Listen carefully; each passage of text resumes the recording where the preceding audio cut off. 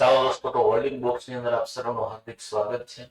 અત્યારે ચાલી રહેલી જે મોક ટેસ્ટ છે કોન્સ્ટેબલ ને લગતી, એની અંદર ઓલરેડી તમે 2 પેપર સોલ્યુશન કરી ગયા છો.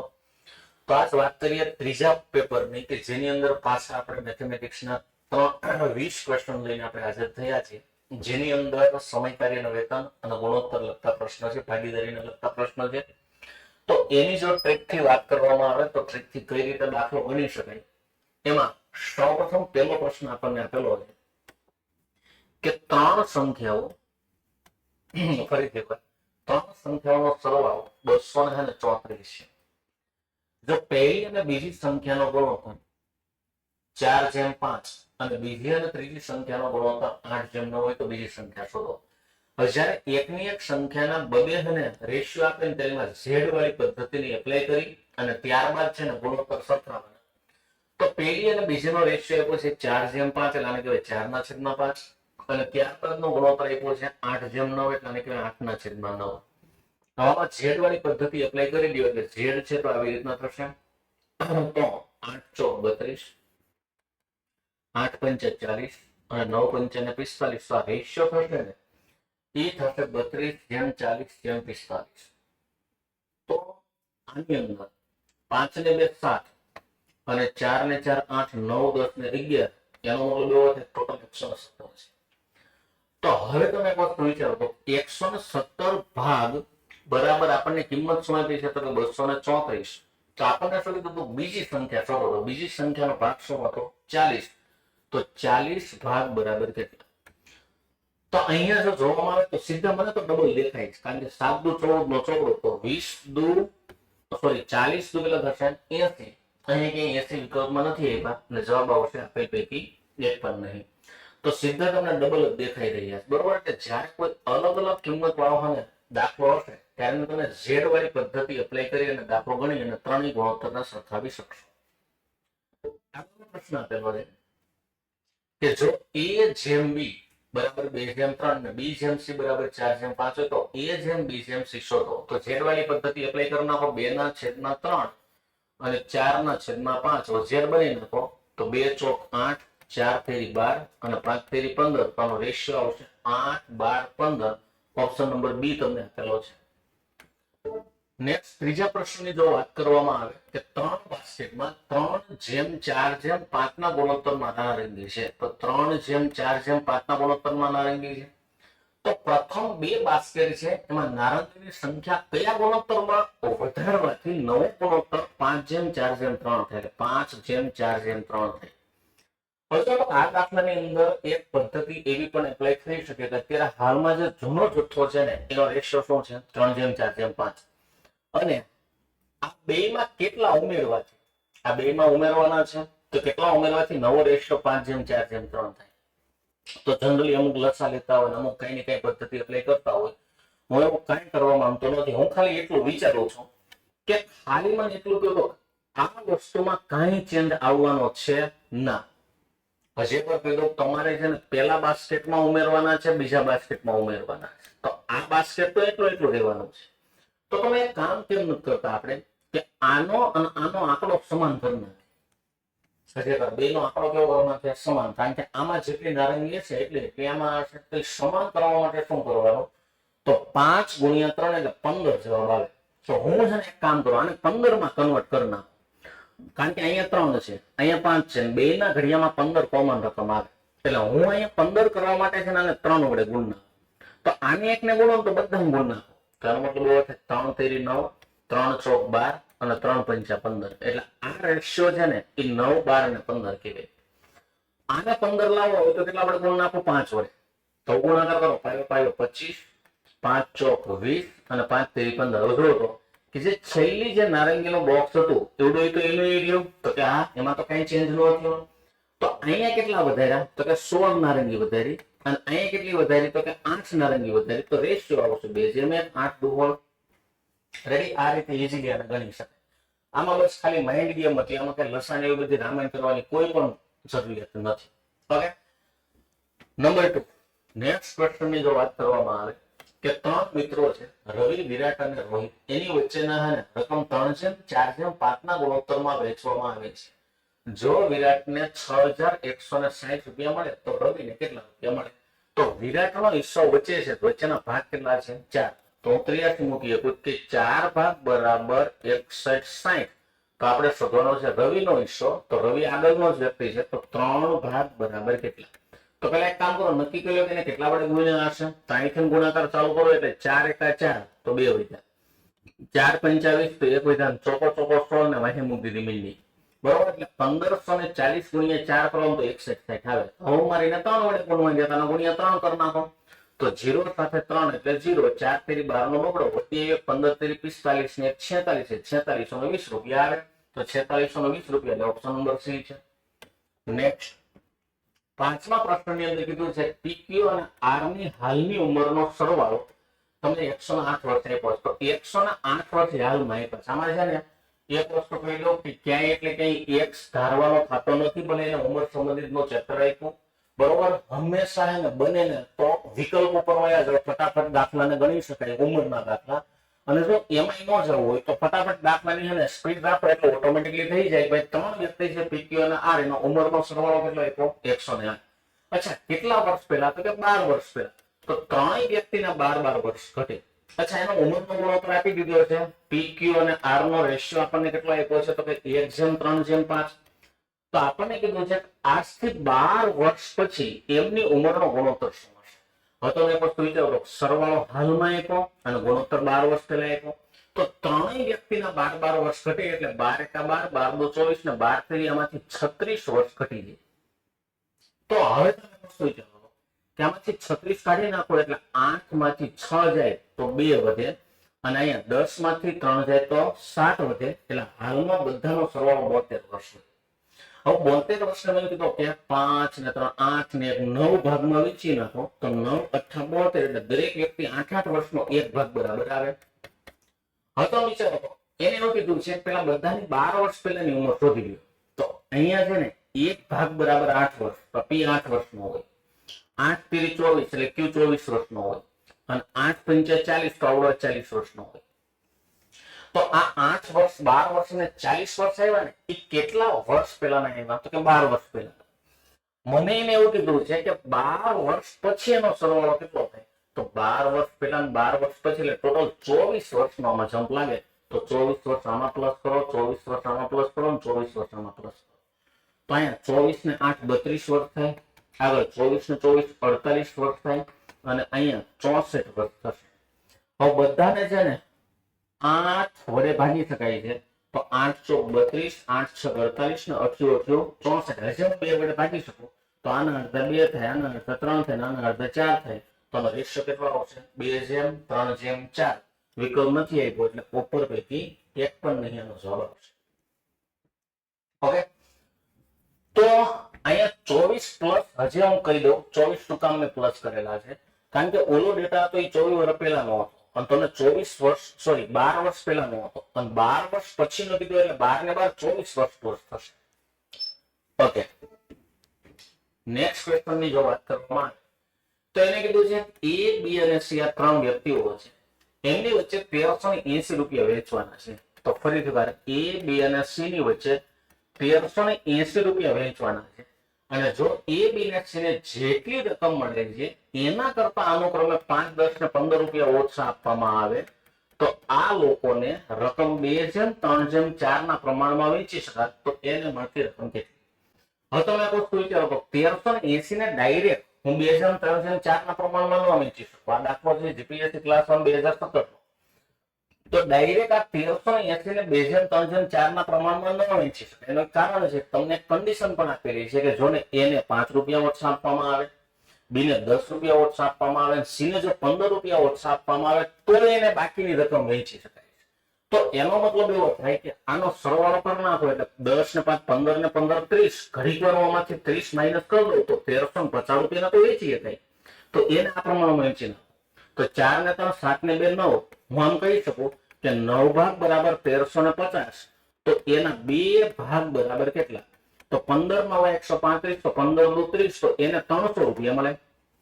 હવે તો વિચારો તો એના હિસ્સામાંથી તમે કેટલા માઇનસ કર્યા? 5. તો એ પાછા 5 વર્ષ એને આપવા પડશે એટલે એને 305 રૂપિયા મળે. હવે હું તમને એ કહું કે અહીંયા શું કામ +5 કર્યા, તો હું એ કહી દઉં 5 રૂપિયા તમારે એને આપવાના તો હતા જ એના હિસ્સા, પણ એ 5 રૂપિયા માઇનસ કરવાનું પેલું કારણ એ હતું કે મારી રકમને છે ને બાકીની રકમને 2:3:4 ના પ્રમાણમાં વેચવાના હતા. બાકીનો મતલબ એવો થાય કે 5 રૂપિયા આપણે દેવાના તો છે જ, પણ એના એટલા માટે કાઢ્યા હતા કે બાકીની રકમને 2:3:4 ના પ્રમાણમાં વેચી શકાય. તો જે રકમ આવી હોય એના હિસ્સાના પાછા એને પધરાવવા તો પડે છે, એટલે +5 થશે. નેક્સ્ટ આગળનો પ્રશ્ન એવો કહે છે કે પી, ક્યુ અને આર ની વચ્ચે 8,400 એવી રીતે વહેંચવામાં આવે છે કે જેથી પી અને ક્યુ અને આર તેમજ આર અને એસ નો ભાગ 2:3, 4:5, 6:7 ના ગુણોત્તરમાં છે. તો પી નો હિસ્સો શોધો. તો આપણે વિદ્યાર્થીઓને એક પદ્ધતિ કરાવીએ છીએ જેનું નામ છે પાડોશીવાળી પદ્ધતિ. અને પાડોશીવાળી પદ્ધતિમાં આપણે કીધું છે જ્યારે 3 કરતા વધારે વ્યક્તિ હોય ત્યારે પાડોશીવાળી પદ્ધતિ લેવાય ને, એટલે એક પી છે, એક ક્યુ છે, એક આર છે અને એક એસ છે. હવે ચાલો તો એનો રેશિયો લઈ લઈએ 2:3. અહીં લખાઈ ગયું એટલે નીચે લખવાનું 4:5, ને લખાઈ ગયું એટલે નીચે લખવાનું 6:7. જેટલા જેટલા ઘર ખાલી છે એમાં પાડોશીને ચાવી આપી દો. આનો પાડોશી 3, આનો પાડોશી 3, આનો 5, આનો 4, આનો 6, આનો 6. હવે વસ્તુ વિચારો કે જો હું છે ને કોમન આંકડાઓ ઘડી કાઢી નાખું તો અહીંયા તંગો છે, તંગો છે, તંગો છે, અને અહીંયા તંગો કાઢી નાખો એટલે 2 વધે, કારણ કે 3 દૂન 6 થાય. હવે મને કઈ આંકડા કોમન દેખાતા નથી તો બાકીનો ગુણાકાર ઉભો ઉભો કરી નાખો તો 4 દુ 8 દુ 16 એટલે આના 16 ભાગ મળે, 6 ચોક 24 ભાગ મળે, 6 પંચા 30 ભાગ મળે, 7 પંચા 35 ભાગ મળે. હવે તમે એનો કોનો હિસ્સો કીધો છે તો કે પી નો, એટલે પહેલો જ હિસ્સો છે ને પી નો છે. ઓકે, તો હવે એક વસ્તુ વિચારો તો કે આ બધાનો સરવાળો કરી નાખે 10 ને 5 15 નો પાંચડો વધી પડી 3 ને 3 6 7 8 9 અને 10 એટલે 105 ભાગ બરાબર 8,400. તો 16 ભાગ બરાબર કેટલા? અહીંયા મને તો સીધું જ દેખાય છે કે 8 ગુણ્યા છે. શું કામ? કારણ કે 1 અઠ્ઠા 8 થાય અને પાછળ 8 પંચે 40 થાય, એટલે મેં કઈ નથી ગુણ્યા 8 કરીને પાછળ એક મીંડું મૂકેલું છે. તો 16 અઠ્ઠા 128 અને પાછળ એક મીંડું મૂકી દો એટલે 1280 રૂપિયા જેવો આવશે. 1280 એટલે વિકલ્પ નંબર કયો થશે? સી. નેક્સ્ટ આગળનો પ્રશ્ન એવો છે કે 56 ના 140% પ્લસ 140 ના 56%. હવે સાંભળી લો, સંખ્યામાં કિંમતને આડી અવળી કરવાથી કોઈ પણ ફેર પડતો નથી. હું તમને એમ કહું 50 ના 10% અને 10 ના 50%, આમાં કોઈ જવાબ ચેન્જ ન આવે, બેયના જવાબ સમાન જ આવે. અને હું તો ઈ ન કરું, હું હજી એક પોર્શન તમને સમજાવ્યું, સાંભળી લો. અચ્છા, મને ખાલી કહો 50 ના 10% એટલે 5 થાય, પ્લસ 10 ના 50% એટલે 5 થાય, તો સરવાળો કેટલો? 10. હું એમ ન કરું, હું છે ને આમાં છે ને ગમે એક રકમનો સરવાળો કરી નાખું. હું આ બેનો સરવાળો કરી નાખું એટલે 50 50 કેટલા થઈ ગયા? 100 ના 10%, તો સીધો આવી જાય 10. અને હું એમ ન કરું, હું કરી નાખું 10 ના 100%, તો એ 10 થાય. એટલે કહેવાનો મતલબ એવો થાય કે રકમ છે ને એને આડી અવળી કરવાથી ચેન્જ ન થાય. તો 56 ના 140% ને 140 ના 56%, એટલે હું ઘડી પર વચ્ચે પ્લસ થાય એટલે આ બેનો સરવાળો કરી નાખું. 140 એટલે હું સીધું મૂકી દઉં 280 ના 56% કાઢવાના. આટલું કરવાનું થાય. અથવા તો તમે કોઈ એક સંખ્યાના ટકાવારી કાઢીને સામે એની સંખ્યા લખ નાખો તો ચાલે, બરોબર. ફોર એક્ઝામ્પલ તમે 56 ના 140% કાઢ્યા અને જે જવાબ આવે એ જ જવાબ તમે મૂકી દો તો યાદ. પણ એવું કઈ નથી કરતો. 140 એટલે 280 ના 56%. હવે 56% એટલે આને કહે 50% અને 6%. હું કીધું 50% એ સીધું અને અડધા 140, તો 6% કાઢવા માટે શું કરવાના? તો કે 280 ના 6% કાઢો પેલા એક મીંડું કાઢી નાખો અને હવે ગુણાકાર કરી પછી એક પોઈન્ટ કાપી નાખશો એટલે 8 6 48 નો 8 વધી એવી 4, 8 દુ 16, 17 18 19 20 એટલે 20.8 થાય. તો આમાં બીજા 20.8 એડ કરી દો એટલે 160.8 આવશે. ઓકે, 8 6 48 નો 8 વધી એવી 4, 6 દુ 12 13 14 ને 16 એટલે 16.8 આવે. ઓકે, તો અહીંયા 16.8 મૂકી દો તો સરવાળો થશે 156.8. તો 156.6 છે, 56.8 નથી. એનો મતલબ એવો થાય જવાબ શું આવશે? ઉપર પૈકી એક પણ નહીં. ચાલો નેક્સ્ટ ક્વેશ્ચન ની વાત કરો કે 1 મિનિટ અને 12 સેકન્ડ. તો એક વસ્તુ કીધો કે 1 મિનિટ અને 12 સેકન્ડ 1 કલાકના કેટલા પ્રતિશત એટલે ટકા થાય. તો 1 મિનિટની અંદર 60 સેકન્ડ હોય પ્લસ 12 સેકન્ડ વધારે એટલે 72 સેકન્ડ થઈ. આ વસ્તુ સેકન્ડમાં છે. 1 કલાકને 3600 સેકન્ડ કહેવાય અને ગુણ્યા 100 કરી નાખો, મીંડું ઉડી ગયું, 3672 એટલે 2% જવાબ આવશે. નેક્સ્ટ, 450 સફરજન પૈકી 30% સફરજન સડી ગયા. એનો મતલબ એવો થાય 450 ના 70% સફરજન સારા હશે.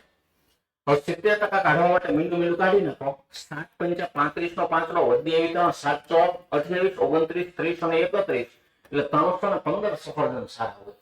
અને જે બાકીના સફરજન, બાકીના એટલે કેટલા? 315, એમાંથી 5% લીલા સફરજન છે. તો કેટલા સફરજન લીલા હશે? તો 5% કાઢવા માટે 10% કરી નાખો. 10% 31.5 થાય.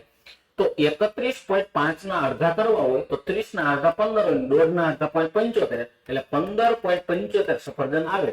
પણ 15.75 ક્યાંય નથી, જવાબ આવશે ઉપર પૈકી એક પણ નહીં. અને જો કે આવડો પ્રશ્ન પ્રેક્ટિકલી ખોટો જ કહેવાય, કારણ કે સફરજનની સંખ્યા પોઈન્ટમાં ન હોય પણ છતાં આપણે દાખલાના ઓરિએન્ટેડ ગણીએ બરોબર તો 15.75 થશે.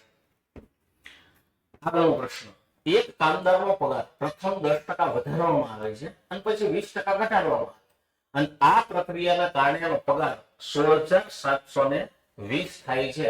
તો મૂળ પગાર કેટલો હશે? હવે તમે એક વસ્તુ વિચારો, તો પેલા ધારો કે એનો પગાર 100 હોય, હવે 10% વધ્યો એટલે પ્લસ 10% કરી નાખો. તો હવે 10% પ્લસ થઈ તો હવે પગાર એનો 110 હોય. હવે માઇનસ 20% ઘટાડો તો 10% 11 થાય તો 20% એ 22 થાય અને આમાંથી 22 કાઢો એટલે 10 વયા જાય એટલે 100 થાય. બીજા 12 કાઢો એટલે હવેનો પગાર 88% હોય. તો 83 મૂકી શકાય કે 28% એ પગાર છે 16,720. 16,720 તો 100% એ કેટલા? પેલો એટલું તો ખબર પડી જાય. હવે હું છે એક કામ કરું, 88 હોય તો 11 વડે ભાગી શકાય. તો 11 ને 4 એકવાર ચેક કરી લો. 7 ને 1 8, 6 ને 2 8, આને 11 વડે ભાગી શકાય છે. તો 11 8 88 અને આને 11 વડે ઉડાડો એટલે 11 1 11. તો એનો મતલબ એવો થાય 5 વઈ જાય. 11 5 55 તો 2 વઈ અને 11 2 22 એટલે અહીંયા 1520 વડે ભાગાયેલો, અહીંયા થઈ ગયા 8. હવે જો 4 વડે ભાગી નાખો એટલે અહીંયા 4 વડે ઉડાડો એટલે 4 દુ 8 થાય અને અહીંયા 4 વડે ઉડાડો 25 તો 100. તો હવે જો અહીંયા તમારે 2 વડે ગુણવાના છે અને જેટલો ગુણાકાર અહીંયા કરો એટલો ગુણાકાર અહીંયા કરવાનો. તો 7 દુ 14, 1 વધ્યો, 6 દુ 12 અને અહીં મીંડી એટલે 760 ગુણ્યા તમારે 25 કરવાના છે. હવે 25 એટલે શું થાય? તો 100 વડે ગુણવું એના અડધા 50 થાય અને એના અડધા 25 થાય. તો એનો મતલબ શું થાય? જયારે કોઈ પણ સંખ્યાને 25 વડે ગુણવાના હોય ને ત્યાં 100 વડે ગુણીને અડધા કરી નાખાય. તો આને 100 વડે ગુણો એટલે 76,000 થાય. 76,000 ના અડધા 38,000 થાય અને 38,000 ના અડધા 19,000 થાય. એટલે આનો જવાબ આવશે 19,000. જવાબ આવશે ઓપ્શન નંબર એ. બીજી એક પદ્ધતિથી હું તમને કદાચ ગણાવી શકું તો વિકલ્પનો ઉપયોગ તમે કરી શકો. હવે ધ્યાનથી સાંભળીએ. સૌપ્રથમ 100% પગાર હતો, અડધું આમાંથી ગણો, અડધું વિકલ્પ પરથી ગણો. અચ્છા, એમાં 10% વધ્યા એટલે 110 થયા, 22% ઘટ્યા એટલે હવે પગાર 88% હોય. તો મૂળ પગારમાંથી તમારો પગાર 12% ઘટી ગયો ને? તો કે હા. તો વિકલ્પમાં એવા વિકલ્પને પસંદ કરે કે જેમાં 12% માઇનસ કરતા તમારો જવાબ 16,720 આવતો હોય. તો મને આના બે ઉપર તો વિશ્વાસ જ નથી, કારણ કે અહીંયા જુઓ તો ચોગડો છે ને 50 જેવું. આના હમ તમે 12% કાઢવા દેશો તો પોઈન્ટમાં આવશે. એટલે પેલો આના ઉપર લઈ લો કે ધારો કે 19,000 છે એના 12% તો 10% ને 2%. તો 10% કરો એટલે 1900 થાય અને હવે તમારે 2% કરવાના છે તો 1% 190, 1938 380, મીંડો 8 12 નો બગડો વધી આવી એટલે 2280 રૂપિયા માઇનસ કરો. તો આમાંથી 2280 માઇનસ કરો એટલે 0. અહીંથી છેકથી વધી લેવી પડશે. અહીંયા 7 આવશે, 9 આવશે, 10 આવશે. 10 માંથી 8 જાય તો 2, અહીંયા આવશે 7, અહીંયા 5, સોરી 8, 8 માંથી 2 જાય તો 6 એટલે 16,720 મેચ થાય છે. એટલે જવાબ 19,000 હોય. બરોબર. તો અડધું તમે અહીંથી ગણી શકો અને અડધું કેલ્ક્યુલેશન તમે વિકલ્પો ઉપરથી કરી શકો. આગળના પ્રશ્નની જો વાત કરવામાં, એક શહેરની વસ્તી 1,60,000 છે, જેમાં દર વર્ષે 4% નો વધારો થાય છે. તો 2 વર્ષ પછી વસ્તી કેટલી હશે? તો એક કામ કરો ને, વસ્તી 1,00,000 ના 1,60,000 એમાં પહેલું વર્ષ આવે એટલે વસ્તીમાં વધારો થાય છે. કેટલા ટકાનો? 4. તો 4% કાઢવા માટે પહેલા 2 મહિનાને 16 દો તો 1600, 16 ચોક 6400 એટલે 6,400 ની વસ્તી વધી. તો 1,66,400 ની વસ્તી હોય. સેકન્ડ યર એટલે કે બીજું વર્ષ આવ્યું એટલે પાછી 4% વધે. તો 4% કાઢવા માટે પહેલા હમ 2 મહિના કાઢી નાખો એટલે 1664 થાય ગુણ્યા કેટલા કરી નાખવાના 4. તો ચોકો 16 નો છોકરો વધી આવ્યો 6 ચોક 24 ને 25 નો 5 વધી આવી 2 તો 16 ચોક 64 ને 2 66 સોરી 66 એટલે હવે વસ્તીમાં 6,656 નો વધારો થાય. ફરી એકવાર ચોકો 16 નો છોકરો વધી આવ્યો 6 ચોક 24 ને 25 નો 5 વધી આવી 2 16 ચોક 64 65 અને 66 એટલે 6,656 તો 6,656 નો વધારો થાય એટલે 6 ના 6 5 ના 5 0 નો 0 6 12 ને 13 નો પકડો 6 ને 1 7 1 ના 1 એટલે હવે વસ્તી હશે ને 1,73,056 ની વસ્તી હશે. વિકલ્પ કયો આવવાનો છે? સી. તો કોઈ પણ સંખ્યાની ટકાવારી કાઢવી હોય ને તો 2 મીંડા કાઢી અને સીધો અહીંયા ગુણાકાર કરવાનો હોય. આગળનો પ્રશ્ન એ છે કે હાલમાં એક શહેરની વસ્તી 1,80,000 છે. હવે 1,80,000 છે. જો તેની વસ્તી દર વર્ષે 10% નો વધારો કરતી હોય તો 2 વર્ષ પછી વસ્તી કેટલી હોય? તો પહેલું વર્ષ આવે એટલે 10% એટલે 1 મીંડું કાઢી નાખો એટલે 18,000 ની વસ્તી વધે. તો એનો મતલબ એવો થાય વસ્તી હોય 1,98,000. હવે પાછા 10% થાય એટલે પાછું મીંડું કાઢવું એટલે 19,800 ની વસ્તી વધે. તો 0 0 8 17 નો 7 11 નો 1 વધી આવી 1 ને 1 2 એટલે 2,17,800 ની વસ્તી હશે એટલે કયો વિકલ્પ આવશે? બી. નેક્સ્ટ, એક સ્કૂટર 9% ખોટ સાથે વેચવામાં આવે છે. જો તેના 3,000 વધારે લીધા હોય તો 6% નફો થાય. તો 9% ની ખોટ અને 6% નો નફો તો વિરુદ્ધ શબ્દ અને જો એ બેનો ડિફરન્સ એવો હોય ને તો 9% ખોટ એટલે હું એમ તો પ્રાઇમરી પડતર કિંમત છે તો 9% ખોટ છે અને 6% નો નફો છે. તો અહીંથી એનો ડિફરન્સ એવો હોય તો 15% નો ડિફરન્સ આવે. 15% નો ડિફરન્સ આવ્યો કોના કારણે? તો કે 3,000 રૂપિયાના કારણે. તો મારે 10% નફો લઈને વેચ્યું હોય તો 110% એ કેટલા? તો 15 દુ 30 પાછળ 2 મીંડા તો 110 ગુણ્યા 2 એટલે 220 ને પાછળ 2 મીંડા એટલે રકમ હશે ને 22,000 રૂપિયાની હશે. તો ઓપ્શન નંબર બી જવાબ આવશે. પ્રશ્ન નંબર 15 70 નંગ નારંગીના 70 નંગ નારંગી ₹350 ના ભાવે ખરીદવામાં આવી અને ₹72 નંગ પ્રતિ ડઝનના ભાવે વેચવામાં આવે છે તો નફા અથવા નુકસાનની ટકાવારી કેટલી હશે? હવે તમે 350 રૂપિયાની નારંગી લઈ આવ્યા પણ નંગ કેટલા આવ્યા? 70 તો 7 × 35 તો એક નારંગીના 5 રૂપિયા હોય. હવે તમે વેચી ત્યારે કેટલા રૂપિયા વેચી? તો કે 72 રૂપિયા. અને એમાં નંગ એટલે કે ડઝનમાં કેટલા નંગ હોય? તો 12 તો 12 × 6 72 તો વેચી ત્યારે 6 રૂપિયા હતા. હવે આઈડી 5 રૂપિયાની વેચી 6 રૂપિયામાં તો આ દાખલામાં શું થાય? નફો કેટલા રૂપિયાનો? 1/, ખરીદી હતી કેટલા રૂપિયામાં? 5 અને ગુણ્યા 100 એટલે 20 × 100 એટલે આ દાખલામાં 20% નો શું થવાનો છે? નફો. એક વસ્તુની કિંમતમાં 30% જેટલો વધારો કરવામાં આવે અને ત્યારબાદ 10% ના બે સમાન વળતર આપવામાં આવે તો અંતે આ વસ્તુની કિંમતમાં શું ફેરફાર થાય? હવે તો 100 રૂપિયાની વસ્તુ એની 30% નો વધારો જો કરી નાખો તો 30 રૂપિયાનો વધારો કરું તો 130 રૂપિયા થઈ જાય. હવે બે 10% ના સતત વળતર દેવાના છે કન્ટિન્યુ એટલે પેલું 10% આપો એટલે 10% એટલે 13 થાય તો 13 કાઢી નાખો એટલે 117 થાય. હવે પાછું એના ઉપર 10% બીજું આપો તો 10% એટલે 11.7 રૂપિયાનો થાય અને આ પોઈન્ટ છે એટલે અહીં 0 મૂક્યો બાદબાકી કરવા માટે. તો પેલા જેને વધી લઈ લ્યો એટલે અહીં 6 આવે ને 10 આવે. 10 માંથી 7 એટલે 3 વધે એટલે 0.3. અચ્છા એક એવો વિકલ્પ છે સમજો તો કે 6 માંથી 1 કાઢો એટલે કેટલા વધે? 5 અને 11 માંથી 1 કાઢી નાખો એટલે 10 વધે એટલે 105.3 થયા. સમજો તો કે મૂળ વસ્તુ કેટલાની હતી? 100 તો આમાંથી પાછા 100 માઈનસ કરી દો એટલે વધારો આવશે ને 5.3% જેટલો વધારો આવશે. ઓપ્શન નંબર કયો આવશે?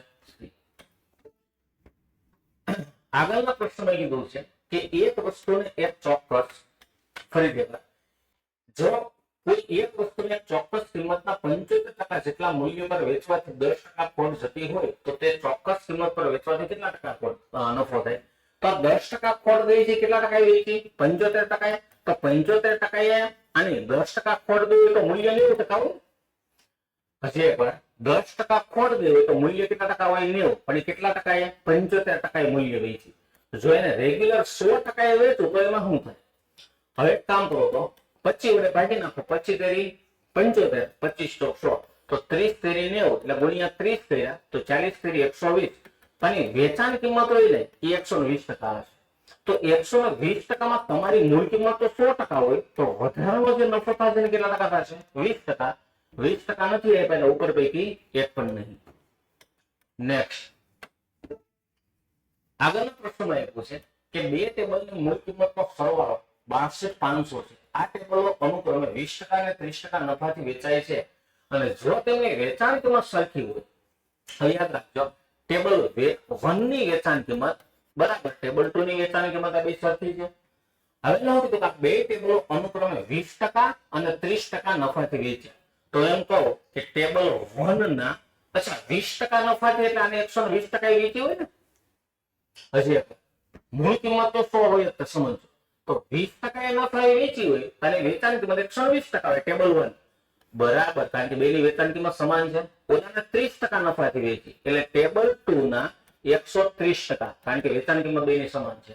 હવે ટેબલ 1 તો અહીંયા છે ટેબલ 2 ની આસપાસ રહી એટલે ટેબલ 1 ના છેદમાં ટેબલ 2 બરાબર તો 120 થઈ જાય તો 130 ના છેદમાં 120 આ મીંડું કાઢી નાખો તો ટેબલ 1 જેમ ટેબલ 2 ની જે કિંમત આવે રેશિયો આવશે 13:12. હવે હું કીધું કે આમાં જેમ તમારે છે ને બે ટેબલની મૂળ કિંમતનો તફાવત લેવાનો છે તો આનો તફાવત એક જ ભાગનો આવે છે તો 62,500 ના છેદમાં 13 ભાગાના 12 ભાગાના એટલે હું 25 ભાગ પાડી દઉં એટલે એક ભાગ બરાબર મને કિંમત મળી છે. તો અહીંથી ચાલુ કરો 25 એકા 25 તો 12 વિધાન 25 પંચા 125 ઓકે અને પાછળ બે મીંડા એટલે એક ભાગ બરાબર એની કિંમતમાં ડિફરન્સ કેટલો આવશે 1500 સોરી 25 દુ 50 અહીંયા બે વડે ભાગ આવશે 25 દુ 50 રેડી એટલે ડિફરન્સ આવશે ને 2500 વડે આવશે અને 2500 વડે આવશે એટલે જવાબ શું આવવાનો છે સી. નેક્સ્ટ એક વસ્તુ પર 20% અને 15% ના બે ક્રમિક વળતર આપવામાં આવે તો સમગ્રપણે એનું વળતર કેટલું. તો વળતર હોય ને હંમેશા છાપેલી કિંમત ઉપર હોય તો ધારો કે છાપેલી કિંમત 100 છે એમાં પહેલું ડિસ્કાઉન્ટ કેટલા ટકા છે 20% તો 100 ના 20% માઇનસ કરી દો એટલે 80 રૂપિયા વધે. હવે બીજું ડિસ્કાઉન્ટ છે 15% છે તો 15 8 120 એટલે 12 રૂપિયાનું ડિસ્કાઉન્ટ થાય બીજું ડિસ્કાઉન્ટ બરોબર. તો હવે છે ને 20% કેટલા રૂપિયા મળ્યા 20 15% કેટલા મળ્યા 12 બેનો સરવાળો કરવા આપણે એકંદરે 32% ડિસ્કાઉન્ટ થાય અને 32% એટલે ઓપ્શન નંબર એમાં આપ્યા. નેક્સ્ટ આગળનો પ્રશ્ન છે કે જો વેચાણ કિંમત બમણી કરવામાં આવે તો નફો 3 ગણો થઈ જાય છે તો તમારે શોધવાનો છે મૂળ નફાની ટકાવારી કેટલી. આ દાખલો છે વિકલ્પ ઉપરથી લેવાય. હું પેલા ધારો કે મારી મૂળ કિંમત છે ને 100 રૂપિયા છે. હવે પેલો વિકલ્પ લઈ લો 66% નફો હોય. હું તમને કહું નફો 66% છે તો એનો મતલબ એવો થાય કે આની વેચાણ કિંમત છે ને 166 હોય. જો વિકલ્પ ઉપરથી લઉં છું મને કીધું નફાની ટકાવારી કેટલી પેલો વિકલ્પ છે ને 66% વિકલ્પ લીધો તો અગેન એકવાર મૂળ કિંમત 100 રૂપિયા નફો 66 તો વેચાણ કિંમત 166. હવે શું કીધું કે જો વેચાણ કિંમત બમણી કરવામાં આવે વેચાણ કિંમત એકવાર તમે બમણી કરો તો બમણા કરો એટલે 6 દુ 12 નો બગડો વધી પડી 16 દુ 32 ને 33 આ થઈ ગઈ 33. આ 33 માંથી મને ખાલી એટલું કહ્યું તમારી જે મૂળ કિંમત હતી કેટલી હતી 100 તો તમારો જે વધારાનો નફો એ 232 હોય કે ન હોય તો કે આ 232 હોય તો શું આ વસ્તુ છે એ આ નફાના 3 ગણા થાય તો કે ન થાય. શું કામ કારણ કે 3 ગણા કરવા હોય તો 6 × 18 નો આંકડો વધી પડી 6 × 18 ને 198 હોય તો અહીં 198 તો છે જ નહીં એનો મતલબ એવો થાય પેલો વિકલ્પ ન હોય. બીજો વિકલ્પ ચેક કરીને જોઈએ. ધારો કે હું પેલા ધારી લો કે આ દાખલામાં મૂળ કિંમત 100 છે. હવે બીજો વિકલ્પ શું છે 100 તો ઘડીક ધારો કે નફાની ટકાવારી 100 છે. હવે મૂળ કિંમત 100 મારો નફો 100 એનો મતલબ એવો થાય કે મારી વેચાણ કિંમત છે ને એ 200 થશે. હવે જો પાછું વાંચો કે જો વેચાણ કિંમત બમણી કરવામાં આવે તો વેચાણ કિંમત 200 ની કેટલી કરી નાખી 400. આ 400 માં મારી મૂળ કિંમત કેટલી હતી 100 તો મને નફો 300 થાય કે ન થાય. હા થાય. શું આ નફો છે એ જૂના નફાના 3 ગણા કહેવાય તો કે હા આના 3 ગણા થઈ ગયા તો એનો મતલબ એવો થાય ઓપ્શન 100% આવશે એટલે તમારો જવાબ આવશે બી. આને વિકલ્પ ઉપરથી કરવાનો હતો. ઓકે તો આ તમારું મોડેલ પેપર નંબર 3 નેક્સ્ટ લેક્ચરમાં મળીએ એટલે પેપર 4 સાથે પાછળ મળશું. Thank you very much. જય હિન્દ જય ભારત.